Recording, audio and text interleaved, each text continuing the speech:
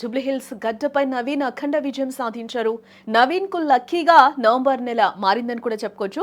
1983 November 17న పుట్టిన Naveen 2023 November 15న Congress లో entry ఇచ్చారు.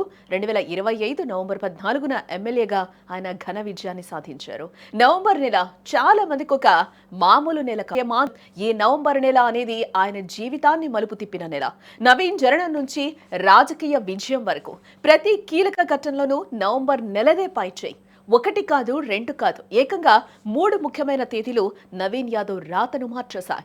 రియల్ ఎస్టేట్ వ్యాపారం నుంచి రాజకీయం వైపు వచ్చి ఎన్నో ఓటములు ఎదుర్కొన్న స్థిరమైన పోరాట పటిమతో నిలబడి ఇవాళ కాంగ్రెస్ కూటమి పక్షాన జూబ్లీహిల్స్ సింహాసనాన్ని దక్కించుకున్నారు. ఇది కేవలం గెలుపు కాదు, ఆయన పోరాటానికి నవంబర్ నెల ఇచ్చిన బహుమతి అని చెప్పాలి.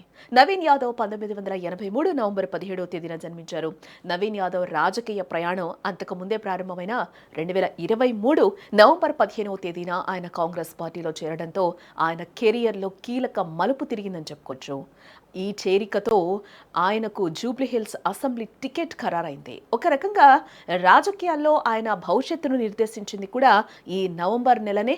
నేడు అంటే నవంబర్ 14న ఎమ్మెల్యేగా ఘన విజయం సాధించారు. అంటే జననం జరిగిన నవంబర్ నెలలోనే ఆయన రాజకీయంగా అత్యున్నత స్థానాన్ని చేరుకున్నారని కూడా ఇక్కడ చెప్పుకోవచ్చు.